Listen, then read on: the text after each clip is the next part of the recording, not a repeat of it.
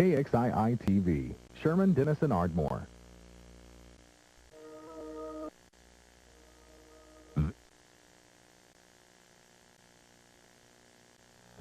Employees are driving away from the Oscar Mayer plant for the last time today. Production shut down. Good evening, everyone. Thanks for joining us for First News at 10.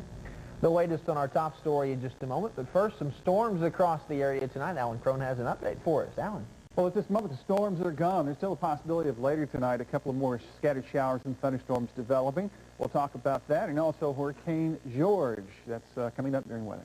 All right, thank you very much, Alan. Topping news at 10, the announcement of the Oscar Mayer closure came in February. And since then, lines of workers have left through the doors, leaving behind their jobs and economic security. Jennifer Strand talks with the latest of those employees closing a long chapter in their life and their career.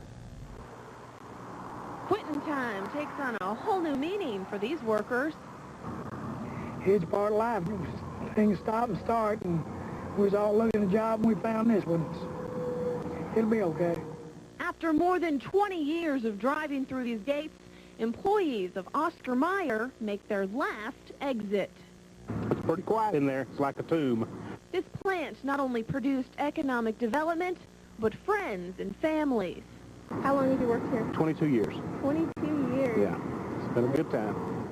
Today, the last of the production crew pack their bags as production is halted. Maintenance crews will stay at work until the beginning of next month. That's when the doors of Oscar Mayer will officially be shut and locked, leaving behind an empty factory echoing with memories. It's had good times and bad times, you know. Oh, I like them. They've been good to me.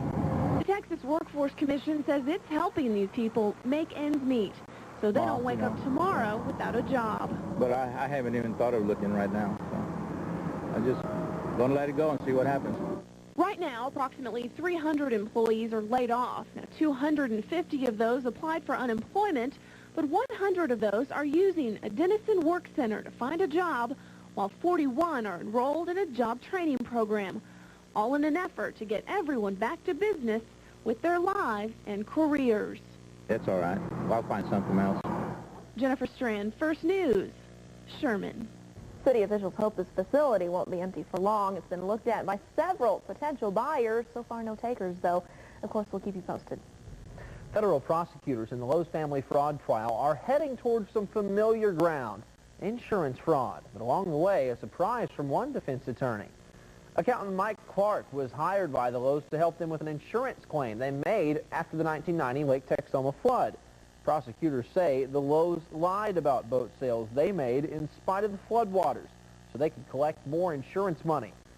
But before he could testify, defense attorney Billy Rafkin said, quote, "Nobody denies boat sales were made and were not reported to the court and the IRS. The only question is why." Defense attorneys may argue the Lowe's did not intend to commit fraud, but other factors caused them to not accurately report those boat sales.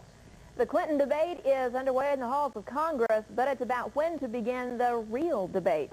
Democrats are pushing for a deadline, but Republicans say it would invite stalling tactics. They're also denying claims that the investigation is being dragged out just to score political points in the upcoming election. Realistically, it looks like the impeachment inquiry could begin as early as October. Here's some good news, though. Federal Reserve Chairman Alan Greenspan is thinking about cutting interest rates. It could happen with the central bank policymakers when they meet next week. Greenspan says it's important for the Fed to work quickly to offset the global financial crisis. That good news poured over into Wall Street today. The Dow Jones Industrial Average posted its fifth largest point gain, 257 points. The death toll from Hurricane George now stands at 50, with many others still missing. The Federal Emergency Management Agency is going through what's left of neighborhoods and homes searching for survivors in the Caribbean. In some areas, they're dealing with looters wading waist deep into water with televisions and air conditioners. George is still moving northwest with sustained winds of about 75 miles an hour. It may be downgraded to a tropical storm, though. But hurricane warnings are still in effect for part of the Florida coast. An unusual number of fatalities along Highway 70 between Wilson and Ringling has some people concerned about their safety. Brent Wheelbarger looks into the problem, brings us this report. Over the past several months, 10 people have died on this Wilson-Wingling stretch of Highway 70. Makes you wonder whether or not you're going to get ran over or what's going to happen. The road really needs to be wider across here. That's part of it. So many fatalities on this small stretch of highway has a lot of people around here concerned. The question is, what should they be concerned about? The highway itself or the way people are driving on it?